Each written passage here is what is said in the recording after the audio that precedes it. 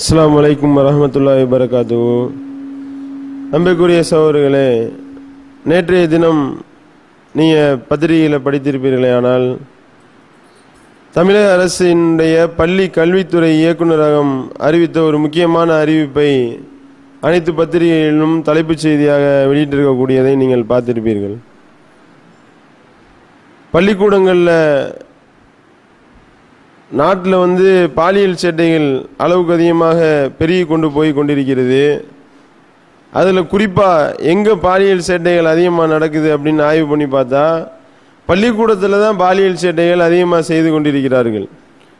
அப்போ இந்த பாலியல் சேட்டைகளை குறைக்க வேண்டும் என்றால் என்ன செய்யணும் அப்படின்னு சொல்லி ரொம்ப நீண்ட நெடிய ஆய்வுக்கு பிறகு ஒரு முக்கிய முடிவு எடுத்திருக்கின்றார்கள். அது என்ன முடிவு அப்படின்னா, ஆசிரியர்களையும் மாணவ மாணவிகளையும் ஒன்றா விடுறது, அதே மாதிரி ஆசிரியர்களையும் மாணவர்களையும் ஒன்றா விடுறது. இதுதான் அனைத்து பிரச்சனைகளுக்கும் காரணமாக இருக்குது. அதனால உயர்நிலை பள்ளிகள், மேல்நிலை பள்ளிகள், இனிமேல் வரக்கூடிய அந்த ஆசிரியர் தேர்வுகள் எல்லாமே, ஆசிரியர் நியமனம் எல்லாமே உயர்நிலை பள்ளிகள், மேல்நிலை பள்ளிகளாக இருந்தால், ஆண்கள் மட்டும் பயிலக்கூடிய பள்ளிக்கூடமாக இருந்தால் அதில் ஆசிரியர்கள் மட்டும்தான், ஆண் ஆசிரியர்கள் மட்டும்தான் நியமனம் பண்ணுவோம்.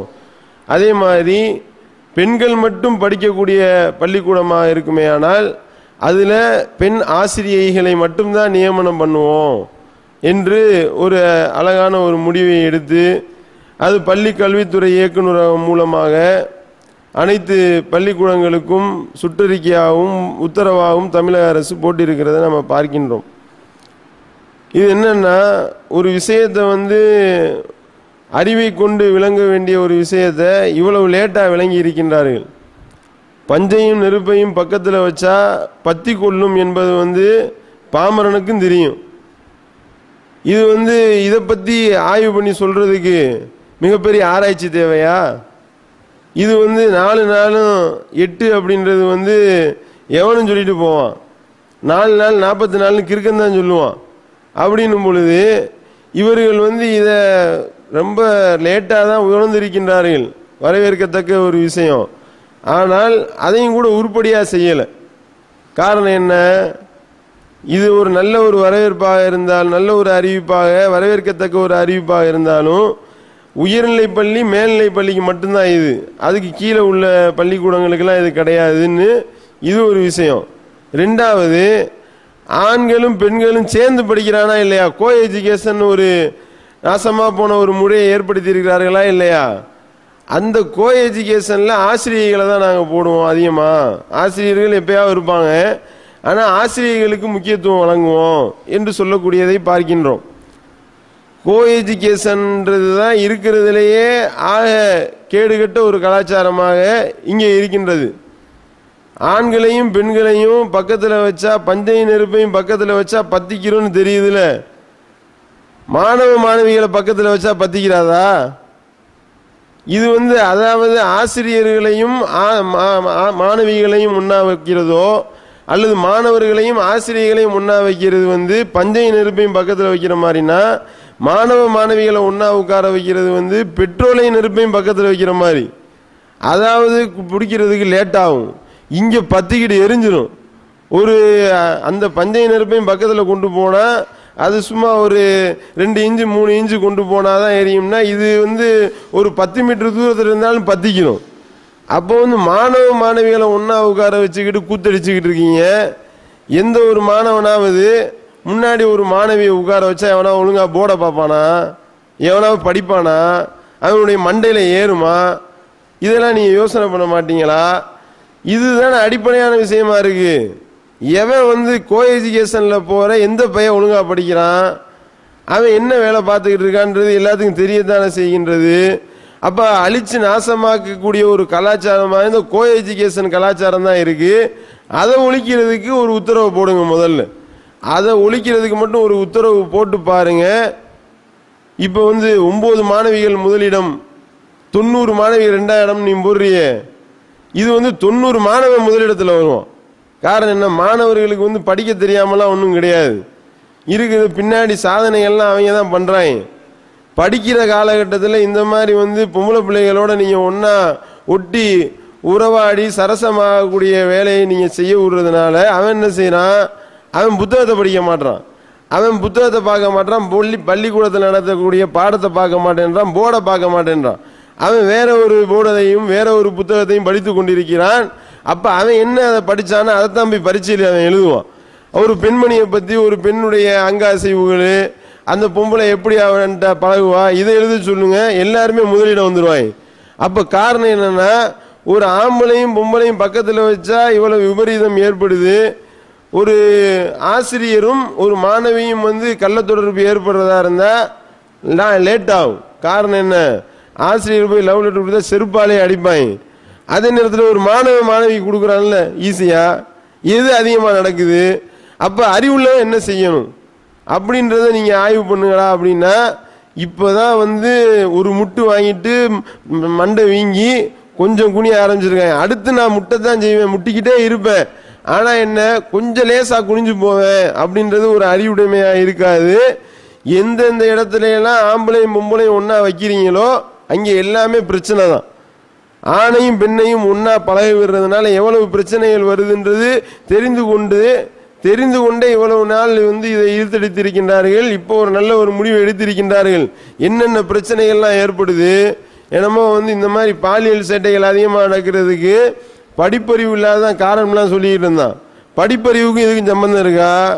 ஆடு மாடுலாம் பாலியல் வேலைகள் பண்ணிக்கிட்டு இருக்கு, அது எந்த காலேஜில் போய் படிக்குது, எந்த ஸ்கூலில் போய் படிக்குது, இதை பற்றிலாம் யோசிக்கிறா அப்படின்னா, படித்தவன் தானே அதிகமாக உபச்சாரம் பண்ணிக்கிட்டு இருக்கிறான், இதெல்லாம் பற்றி யோசிக்க மாட்டீங்களா? அதே மாதிரி கீழ்த்தட்டு மக்களை தான் இந்த மாதிரி பண்ணிக்கிட்டு இருக்காங்க, மேல்தட்டு மக்கள்லாம் கிடையாதுன்ற மாதிரி ஒரு வாதத்தை வைப்பாங்க. அங்கே ஹாக்கி, இந்திய ஹாக்கி அணியினுடைய பெண்கள் ஹாக்கி அணியினுடைய வீராங்கனைகள் போய் பயிற்சியாளருக்கு எதிராக கம்ப்ளைண்ட் பண்றாங்க. என்ன பண்றான், இவன் வந்து எனக்கு ஹாக்கி கத்து தர்றேன்ற பேரில் என்கிட்ட பாலியல் சேட்டை பண்றான் அப்படின்னு சொல்லி பெண்கள் ஹாக்கி அணியினுடைய வீராங்கனைகள் போய் கம்ப்ளைண்ட் பண்றாங்க. கவர்மெண்ட்ல மத்திய அரசாங்கத்தில் கம்ப்ளைண்ட் பண்ணி அவன் மேல் நடவடிக்கை எடுத்தானா இல்லையா? குத்துச்சண்டை வீராங்கனை போலீஸில் புகார். என்ன புகார்? குத்துச்சண்டை சொல்லித்தர்றேன்ற பேரில் பயிற்சியாளர் பாலியல் தொந்தரவு தருகிறார். குத்துச்சண்டை வீராங்கனைக்கே இந்த நிலைமை தானே. அப்ப குத்துச்சண்டை வீராங்கனையாலேயே அந்த பயிற்சியாளரை குத்த முடியல, அவளை தாக்க முடியலன்னா அப்ப வேற எந்த சாமானிய பெண்கள்லாம் என்ன ஆவாங்க? தலைமை ஆசிரியரும் ஆசிரியையும் உல்லாசமாக இருந்த காட்சியை செல்போன்ல படம் பிடித்து மாணவர்கள் தங்களுக்கிடையே பரிமாறிக்கொள்கிறார்கள். போடுறானா? அதே மாதிரி எஸ்பியா இருக்கக்கூடிய பெண்ணிடத்துல கீழே உள்ள இன்ஸ்பெக்டர் கள்ள தொடர்பு வச்சிருக்கிறான். அப்ப பொம்பளையா இருந்தா பொம்பளையா தான் பாக்குறான். ஹாக்கி வீராங்கனையா இருந்தாலும் சரி, குத்துச்சண்டை பயிற்சி வீராங்கனையா இருந்தாலும் சரி, எஸ்பியா இருந்தாலும் சரி, டிஎஸ்பியா இருந்தாலும் சரி, டிஜிபியா இருந்தாலும் பொம்பளையா தான் பார்ப்பாங்க. அப்படின்னா அப்ப நல்லா தெரியுதா இல்லையா? நீச்சல் வந்து கத்துக்கிறதுக்காக 2 பேர் போனாங்களாம். சேலத்தில் நடந்த சம்பவத்தை பார்த்தோம்ல. பயிற்சியாளர் வந்து வேலையை காட்டிட்டாரு. நீச்சல் கற்றுக்கொண்டு சென்ற 2 மாணவிகள் வந்து தற்போது கர்ப்பமாக இருக்கிறார்கள். அந்த கர்ப்பத்திற்கு காரணமான பயிற்சியாளரை வந்து வலைவீசி தேடி வருகிறார்கள். அப்ப நீச்சல் கற்றுக் கொடுக்கறதுக்கு ஒரு ஆம்பளை மும்பளை விட்டா என்னடா ஆகும்? இந்த ஒரு சாதாரண அறிவு கூட இல்லாம நீங்க ஆம்பளை மும்பளை ஒட்டி உறவாட விட்டீங்கன்னா எவ்வளவு பிரச்சனைகள் ஏற்படும். அப்போ வந்து இதை நம்ம பார்க்கிறோம். அதோடு மட்டும் இல்லாம இதுக்கு உண்டான வழிவகைகள்லாம் இவங்களே ஏற்பாடு பண்ணி கொடுக்குறாங்க.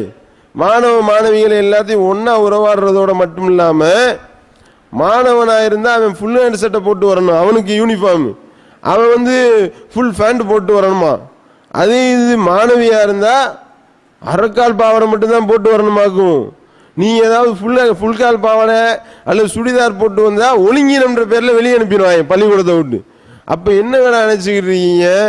அப்ப இந்த மாதிரியான வேலை நீங்களே பண்றீங்க. ஆசிரியைகள் எப்படி ட்ரெஸ் போடணும்னு பள்ளி கல்வித்துறை இயக்குநரகம் வந்து அறிவிப்பு வெளியிட்டுச்சா இல்லையா? ஆபாச ஆடைகளை ஆசிரியர்கள் அணிந்து வரக்கூடாது. காரணம் என்ன? பாடம் நடத்தும் பொழுது எவனும் வந்து பாடத்தை கவனிக்க மாட்டான், உங்களை தான் கவனிச்சுக்கிட்டு இருக்கிறான். அதனால ஆபாசமான ஆடைகளை அணியாதீங்க பள்ளி கல்வித்துறை இயக்குநர் அறிவிப்பு பண்ணாங்கல்ல. அப்ப ஆசிரியை ஆபாசமான ஆடை அணிஞ்சா ஆசிரியை பார்க்கறான், பாடத்தை கவனிக்க மாட்டான்னா மாணவிகள் அரைக்கால் பாவாடை போட்டு வரலாமா? இப்போ மாணவிகள் அரைக்கால் பாவாடை போட்டு வந்தா எதை பார்த்துக்கிட்டு இருப்பான் பாவன்? அப்ப இதையெல்லாம் கவனத்தில் கொண்டுதான் இஸ்லாம் எப்படி சொல்லி காட்டுகின்றது. ஆம்பளன்றவன் எந்த ஒரு நிலையில ஆம்பளன்றதை காட்டத்தான் செய்வான். பொம்பளையா தான் பார்ப்பான். ஆசிரியா இருந்தாலும் சரி, தலைமை ஆசிரியா இருந்தாலும் சரி, பயிற்சி வீராங்கனையா இருந்தாலும் சரி, குத்துச்சண்டை வீராங்கனையா இருந்தாலும் சரி, பிரதமரா இருந்தாலுமே அப்படித்தான் பார்ப்பான். அதுதான் ஆம்பளையுடைய நிலைமை, அவனுடைய இயல்பு அப்படின்றத கவனத்தில் கொண்டு பெண்ணாக இருக்கக்கூடியவனாக இருந்தாலும் சரி, ஆணாக இருக்கக்கூடியவனாக இருந்தாலும் சரி, மூமினான ஆண்களே நீங்கள் உங்களுடைய பார்வையை தாழ்த்தி கொள்ளுங்கள், உங்களுடைய கற்பு நெறிகளை பேணிக் கொள்ளுங்கள்.